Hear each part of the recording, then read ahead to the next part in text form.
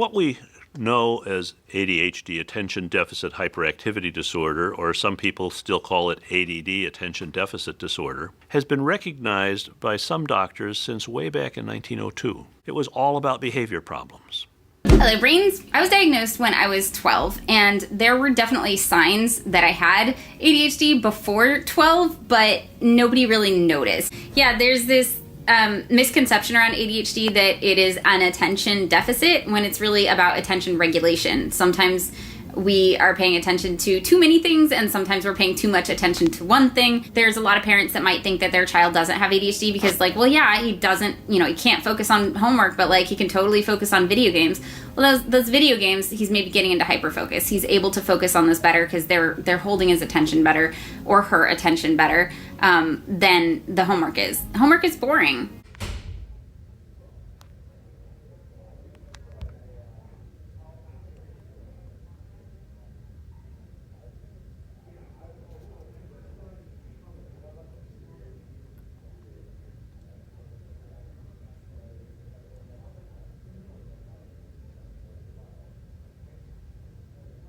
Attention deficit hyperactivity disorder has a long and complex history. It was first identified in the early 20th century. Symptoms include inattention, hyperactivity, and impulsiveness.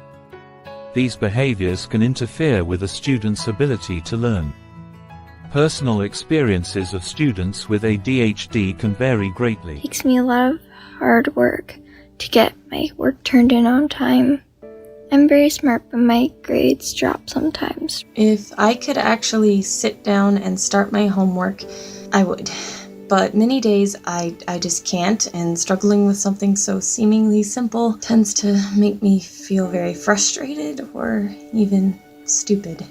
I'd like the world to know that there are people like me out there who get good grades, rarely get in trouble, and yet can and do have ADHD and struggle with the symptoms that come along with it. Just because you can't see it doesn't mean that it isn't there. My ADHD affects every aspect of my life, from sleep to school to work, all of my relationships, and I have to tailor my entire life around having it. I wasn't diagnosed with ADHD until I was 38, so I always thought you need to be hyperactive to have it. I've filmed this video too many times now, and I can't get it right, and it's really stressing me out now.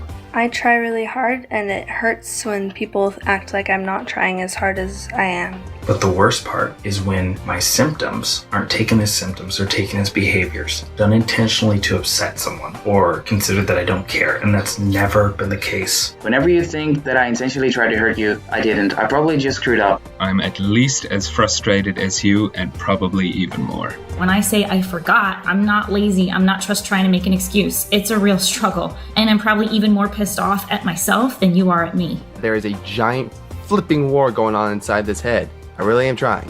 When I use my accommodations, it's not me trying to take the easy way out. All I'm trying to do is level the playing field so that you and I have a lot more even chance of success. When you see me arranging my pens and pencils according to color, it's because my brain is trying to compensate for the chaos within. I squeeze some Play-Doh in my hand and let me concentrate on what I'm doing. I moved to a special spot in the classroom for tests because I can't block out noises and distractions like you can.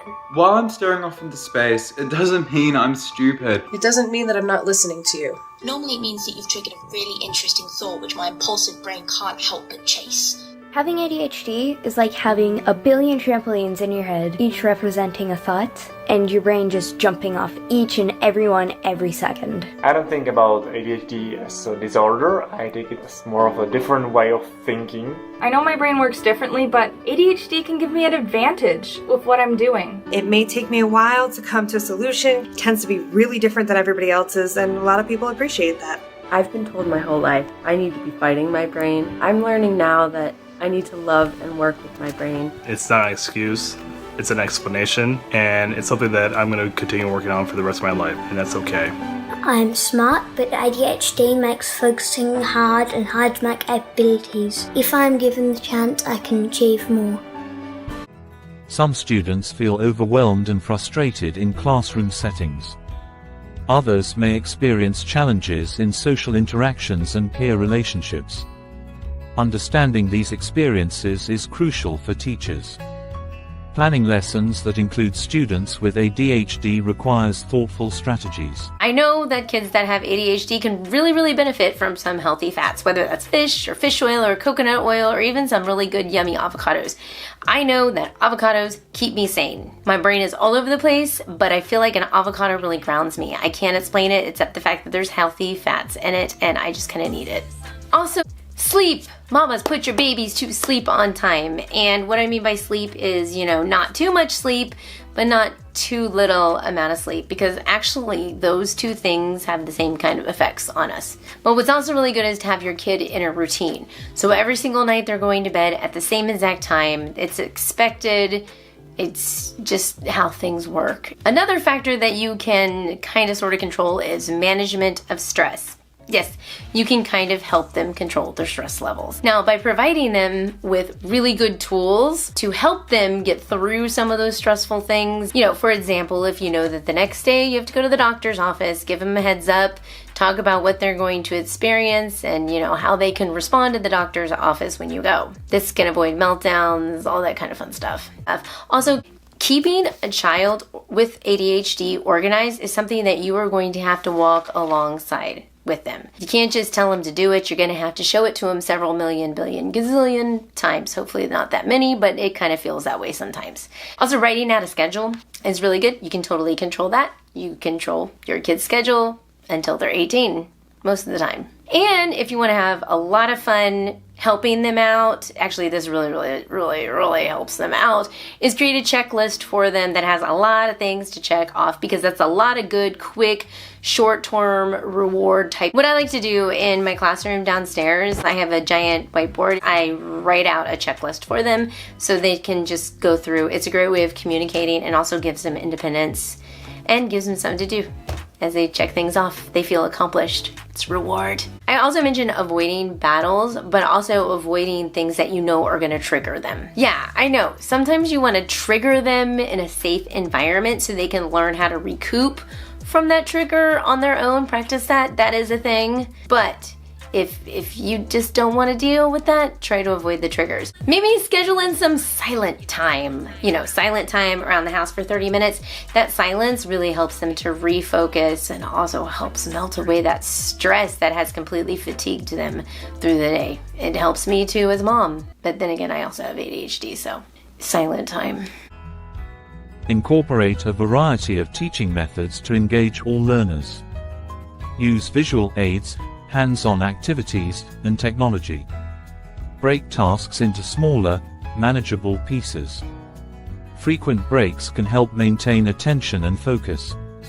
Encourage students to express their needs during lessons.